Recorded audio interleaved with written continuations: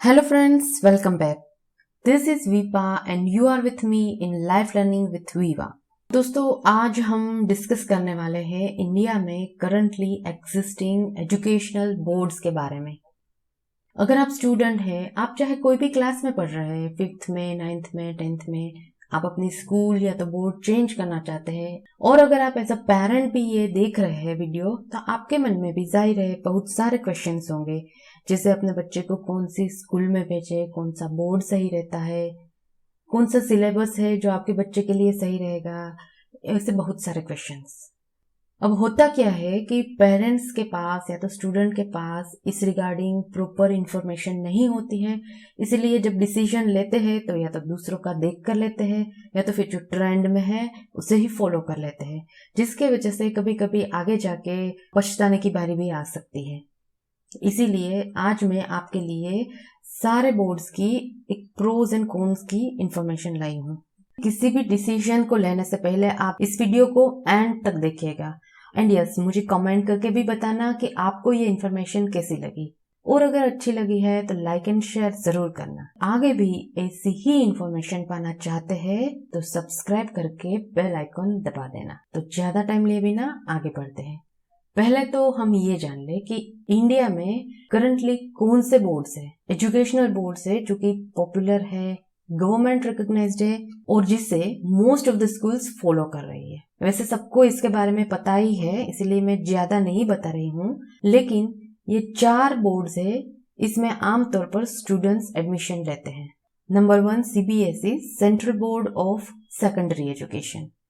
ये इंडिया का most prominent और वाइडली एक्नॉलेज्ड बोर्ड है, नेशनल लेवल का बोर्ड है और जिसको नॉट ओनली गवर्नमेंट स्कूल्स लेकिन बहुत सारी प्राइवेट एंड पब्लिक स्कूल्स भी फॉलो करती हैं।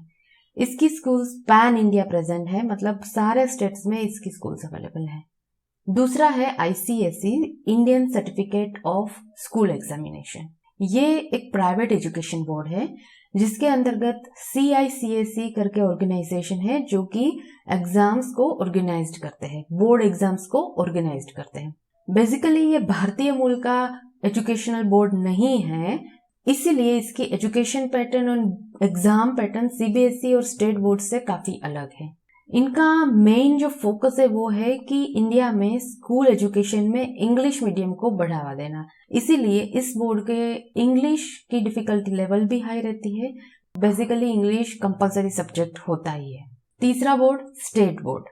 हर एक स्टेट का अपना खुद का स्टेट बोर्ड होता है, जैसे यूपी का यूपी स्टेट बोर्ड, गुजरात का गुजरात स्टेट बोर्ड, राजस्थान का राजस्थान स्टेट बोर्ड वगैरह। सबकी डिफिकल्टी लेवल थोड़ी बहुत डिफरेंट होती है। उसके बाद चौथा बोर्ड है IB, इंटरनेशनल बैकलॉरेट। नाम से ही पता चल जाता है कि ये एक इंटरनेशनल बोर्ड है। इसकी स्कूल्स वर्ल्ड वाइड अवेलेबल है, इसीलिए सिलेबस भी वाइड होता है और जनरली प्रैक्टिकल एजुकेशन, को करिकुलर एक्टिविटीज के ऊपर ज्यादा फोकस दिया जाता है।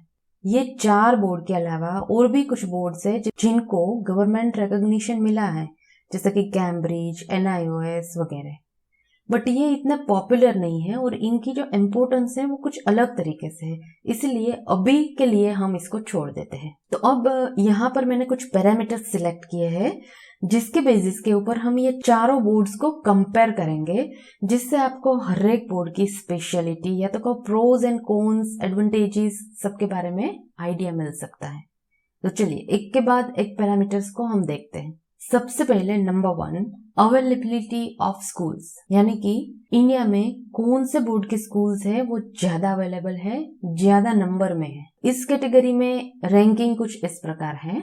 Number 1 CBSE board. इस बोर्ड के स्कूल्स आपको सबसे ज्यादा मिलेंगे, ऑलमोस्ट 21,000 से भी ज्यादा स्कूल्स पूरे इंडिया में CBSE के अवेलेबल है। आप किसी भी स्टेट में जाओ आपको स्टेट बोर्ड की स्कूल मिलेगी, साथ में आपको CBSE की भी स्कूल्स मिल ही जाएगी, इसीलिए ये ट्रांसफरेबल जॉब वालों के लिए ज्यादा सुटेबल है। नंबर 2 पे है स्टेट बोर्ड, ये सेकंड रैंक पे आता है। ये भी हर एक स्टेट वाइज बहुत ही पॉपुलर है, इसीलिए पर्टिकुलर स्टेट में उस पर्टिकुलर स्टेट बोर्ड की स्कूल्स आपको सबसे ज्यादा मिलती है और खास करके रूरल एरियाज में भी आपको स्टेट बोर्ड की स्कूल्स मिल ही जाएगी।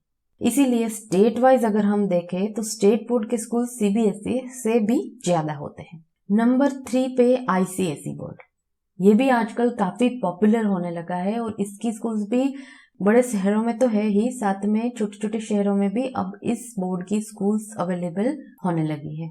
एंड नंबर 4 पे आईबी बोर्ड, इसकी स्कूल्स इन तीनों बोर्ड्स के कंपैरिजन में थोड़ी कम है और ज्यादातर आपको मेट्रो सिटीज में भी स्कूल्स मिल सकती है, बाकी सिटीज में कंपैरेटिवली कम है। अब देखते हैं सिलेबस डिफिकल्टी लेवल, यानी कि कौन से बोर्ड में सिलेबस है वो डिफिकल्ट है, कौन से में इजी है। इसकी रैंकिंग पे नंबर 1 पे है आईबी बोर्ड। आईबी बोर्ड का सिलेबस सबसे ज्यादा डिफिकल्ट है, ग्रेडिंग में भी काफी रिगरस है एंड द मोस्ट इम्पोर्टेंट कि इसमें कंसेप्ट की अंडरस्टैंडिंग और एप्लीकेशन के ऊपर फोकस किया जाता है, इसीलिए स्टूडेंट्स को कंपैरेटिवली हार्ड वर्क करना पड़ता है if they want to get good marks. Second number पे है आईसीएसई। आईसीएसई बोर्ड का सिलेबस है वो कैम्ब्रिज स्कूल यूके से इंस्पायर्ड है और जिसमें इंग्लिश सब्जेक्ट के ऊपर काफी जोर दिया जाता है। इसीलिए आईसीएसई बोर्ड में पढ़े हुए स्टूडेंट्स को अगर फ्यूचर में आईएलटीएस या तो फिर टोफेल जैसी लैंग्वेज एप्टीट्यूड टेस्ट देनी होती है फॉरेन में एजुकेशन के लिए, तो इस बोर्ड से पढ़ाई करना उसके लिए बहुत बेनिफिशियल रहता है। आईसीएसई बोर्ड में इंग्लिश के अलावा आर्ट एंड ह्यूमैनिटीज और साइंस के भी बहुत सारे सब्जेक्ट के ऊपर ब्रॉडली प्रायोरिटी दी जाती है। इसके बाद इस पैरामीटर में थर्ड रैंक पर हमने रखा है सीबीएसई बोर्ड। इसका सिलेबस मुझे लगता है सबसे सही है, difficulty level easy to moderate है और मेजोरिटी सभी टॉपिक्स को कंपाइल करके भी कॉम्प्रिहेंसिवली इंट्रोड्यूस किया जाता है। सिलेबस डिफिकल्टी में नंबर 4 पे है स्टेट बोर्ड। इसका सिलेबस इन तीनों बोर्ड की कंपैरिजन में इजी रहता है और इसकी सिलेबस पैटर्न भी जैसा मैंने बताया स्टेट टू स्टेट वेरी करती है। किसी किसी स्टेट का सिलेबस डिफिकल्ट होता है, किसी का उसके कंपैरिजन में ज्यादा सही रहता है। स्टेट बोर्ड की सिलेबस डिफिकल्टी लेवल कम होने का रीजन है कि सारे वर्ग के बच्चों को एजुकेशन मिल पाए। अगर कोई बच्चा पढ़ाई में कम है तो भी वो पढ़ाई से वंचित ना रह जाए। चलिए अब थर्ड पैरामीटर देखते हैं, वो है फीस, सबसे ज्यादा इंपॉर्टेंट। इसमें भी नंबर 1 पर आता है IB board. Highest fees IB board की होती है और उसका मेन रीजन है their high expense on teachers training and infrastructure. International level का इंफ्रास्ट्रक्चर होता है, स्पोर्ट्स का करिकुलर एक्टिविटीज, सारी चीजों के लिए उसमें हाई एंड अवेलेबिलिटी होती है। दूसरे नंबर पे ICSE board. Private schools majority ICSE boards follow करते हैं, इसीलिए इसका टॉप नॉच इंफ्रास्ट्रक्चर होता है। प्रैक्टिकल इंस्ट्रूमेंट्स और टीचिंग एड्स के ऊपर भी बहुत ज्यादा एक्सपेंस करते हैं। ये सारे रीजन है जिसकी वजह से आईसीएसई की फीस भी हाई रहती है। थर्ड रैंक पे सीबीएसई, फीस मॉडरेटली हाई। अगर सीबीएसई आप गवर्नमेंट स्कूल से कर रहे हैं तो फीस कंपैरेटिवली कम रहती है, जैसे कि केंद्रीय विद्यालय, जवाहर नवोदय विद्यालय जैसे। लेकिन अगर प्राइवेट स्कूल सीबीएसई के करिकुलम को फॉलो करती है तो उसकी फीस कंपैरेटिवली हाई रहती है, क्योंकि वो उस लेवल का इंफ्रास्ट्रक्चर भी प्रोवाइड करते हैं। और इन तीनों के कंपैरिजन में फोर्थ रैंक पे आता है स्टेट बोर्ड, जिसकी फीस लिस्ट रहती है। वही रीजन सेम, गवर्नमेंट का पर्पज है सारे क्लास के स्टूडेंट्स पढ़ पाए, इसीलिए अफोर्डेबल फीस उन्होंने रखी है। नंबर 4 पैरामीटर अब हम देखते हैं, कौन सा बोर्ड है जो कॉम्पिटिटिव एग्जाम्स के लिए ज्यादा सुटेबल रहता है। इसकी रैंकिंग मैंने दी है, number 1 CBSE, number 2 ICSE, number 3 state board, number 4 IB board. CBSE में मैथ्स और साइंस के ऊपर फोकस ज्यादा रहता है, इसीलिए जेईई, नीट, सिविल सर्विसेज जैसे कॉम्पिटिटिव एग्जाम्स के लिए आप परस्यू करना चाहते हैं तो आपके लिए सीबीएसई सही रहता है, क्योंकि इन सारे एग्जाम्स में भी एनसीईआरटी के सिलेबस को देखा जाता है और सीबीएसई में भी एनसीईआरटी को बढ़ाया जाता है। Besides that history, geography, social science, उसमें भी एनसीईआरटी बुक्स पढ़ना कॉम्पिटिटिव एग्जाम्स के लिए सही रहता है। इसके बाद दूसरा है आईसीएसई बोर्ड। इसमें भी सारे सब्जेक्ट्स को डीप और थरोली पढ़ाया जाता है, इसीलिए ये भी कॉम्पिटिटिव एग्जाम्स के लिए गुड माना जाता है। Number 3 state board. Competitive exams के लिए कंपैरेटिवली ओके है, क्योंकि सिलेबस और प्रैक्टिस इन डेप्थ नहीं होते हैं।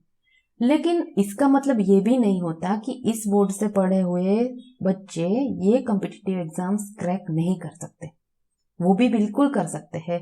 अगर सही मेहनत करेंगे तो सब कुछ हासिल कर सकते हैं, चाहे कोई भी बोर्ड हो। एंड नंबर 4 पे आएगा IB बोर्ड। ये मैंने 4 नंबर पे रखा है इसीलिए क्योंकि ये हमारे कंट्री के कॉम्पिटिटिव एग्जाम्स के लिए इतना सुटेबल नहीं है। हाँ, अगर आप कोई इंटरनेशनल लेवल के एग्जाम्स के लिए परस्यू करना चाहते हैं तो ये बेहतर है, खास करके कैम्ब्रिज या IELTS जैसे एग्जाम्स। तो उसके बाद हम देखते हैं availability of tutors and resources. तो उसमें मैंने रैंकिंग दी है CBSE number 1, state board number 2, ICSE number 3 and IB number 4। अगर हम टेक्स्ट बुक्स या तो फिर रेफरेंस बुक्स की अवेलेबिलिटी, यानी कि अगर आपको उसकी रेफरेंस चाहिए, उस सिलेबस के लिए एक्स्ट्रा मटेरियल चाहिए, ट्यूटर्स चाहिए, जो टीचर्स है वो पढ़ा सके, ये सब चीजों को अगर देखें तो CBSE का मटेरियल सबसे ज्यादा अवेलेबल है। काफी सारी चीजें ऑनलाइन भी अवेलेबल है, बहुत सारी एप्स है जो CBSE के टॉपिक्स को सिखाती है। तो आपको कहीं ना कहीं से इसके रिगार्डिंग रिसोर्सेज मिल ही जाते हैं, टीचर्स भी ज्यादा मिल जाते हैं। इसकी कंपैरिजन में स्टेट बोर्ड, किसी भी स्टेट में उसकी रिगार्डिंग टीचर्स भी आपको मिल ही जाते हैं और उसके रिलेटेड बुक्स भी अवेलेबल है। ICSE और IB बोर्ड को मैंने नंबर 3 और नंबर 4 पर रखा है क्योंकि उसकी टीचर्स और उसको पढ़ने के लिए रेफरेंस मटेरियल की अवेलेबिलिटी कंपैरेटिवली काफी कम है और जो भी स्कूल से प्रोवाइड किया जाता है उसी के ऊपर हमें ज्यादातर फोकस करना पड़ता है।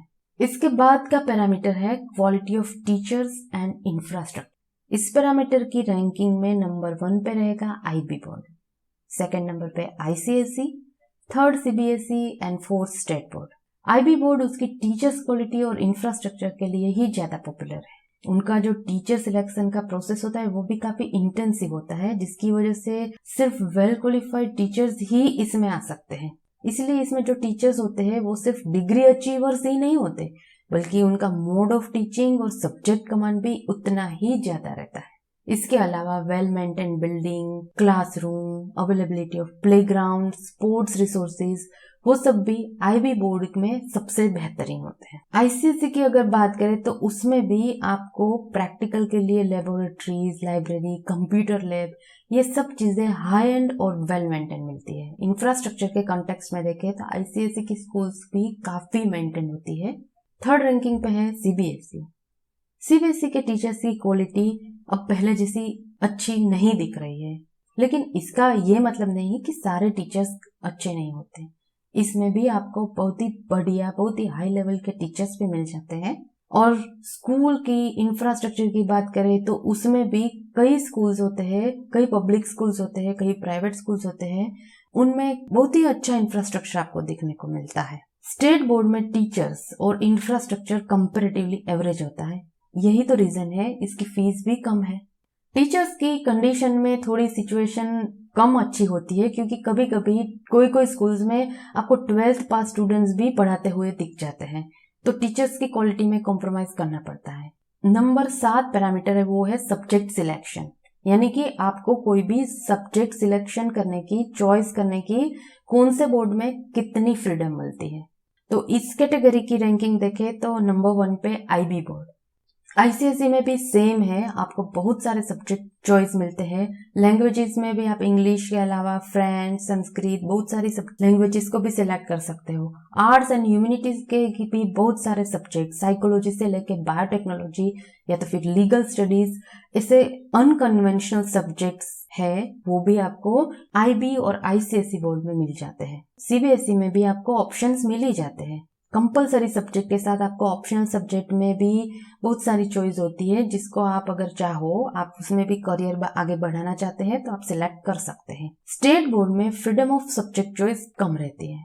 तो इस 7 पैरामीटर्स के बेसिस के ऊपर हम ये चारों पॉपुलर स्कूल एजुकेशन बोर्ड का सिनेरियो देख सकते हैं और इसके बेसिस पे हम कुछ कंक्लूजन इसे निकाल सकते हैं कि अगर आपको आउट ऑफ इंडिया स्टडी करने जाना है, यानी कि 12th के बाद, सेकंड आप एकेडमिकली साउंड है और वर्कलोड भी ले सकते हैं, ज्यादा फीस अफोर्ड भी कर सकते हैं, तो आपके लिए IB बोर्ड बेस्ट है।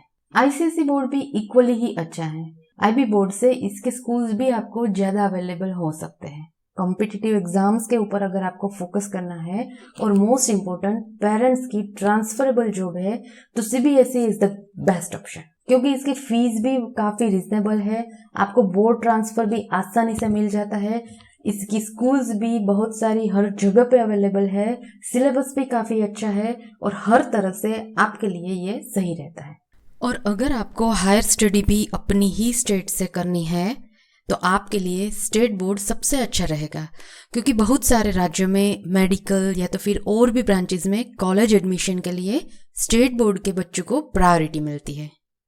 और दूसरा एडवांटेज ये है कि यदि कोई स्टूडेंट स्पोर्ट्स या तो अदर एक्टिविटीज़ में सीरियसली आगे बढ़ना चाहता है तो स्टेट बोर्ड लेने पर वो कम मेहनत करके भी बोर्ड की एग्जाम्स में अच्छे मार्क्स ला सकता है। इसीलिए अगर स्टेट बोर्ड की फीस कम है, टीचर्स की क्वालिटी भी थोड़ी बहुत कॉम्प्रोमाइजिंग है या तो फिर इंफ्रास्ट्रक्चर भी इतना अच्छा नहीं मिलता है, इसका मतलब ये नहीं है कि स्टेट बोर्ड अच्छा नहीं है, उसकी प्रायोरिटीज अलग है। अगर आपके लिए भी वो प्रायोरिटी परफेक्ट है तो आप उसको बिना सोचे परस्यू कर सकते हैं, इससे आपको कुछ भी नुकसान होने वाला नहीं है। वैसे देखा जाए तो सारे बोर्ड्स अच्छे ही है और सबके खुद के set of advantages, experience and exposure होते हैं। So we cannot say that this is the best and this is the worst bet. अपनी प्रायोरिटीज को देखिए, अपनी कंडीशन को देखिए और उसके बेसिस के ऊपर आप डिसाइड कीजिए कि आपको कौन से बोर्ड से पढ़ना है। सबसे जरूरी ये है आपके बच्चे को पढ़ाई में एंथुसियाज्म बना रहे, एक्साइटमेंट बना रहे, चाहे फिर वो किसी भी बोर्ड में क्यों ना पढ़ता हो। तो आई होप कि आपको ये इन्फॉर्मेशन पसंद भी आई होगी और आपको इससे कुछ जानने को भी मिला होगा। तो बस आज के लिए इतना ही। Thank you so much and stay tuned.